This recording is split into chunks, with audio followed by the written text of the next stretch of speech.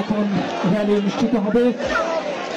সর্বোচ্চ থেকে একে একে সবাইকে অনুরোধ করব লাইন মেনটেন করে বিভাগ অনুসারে আপনারা একে একে আল কোরআন প্রথমে থাকবেন।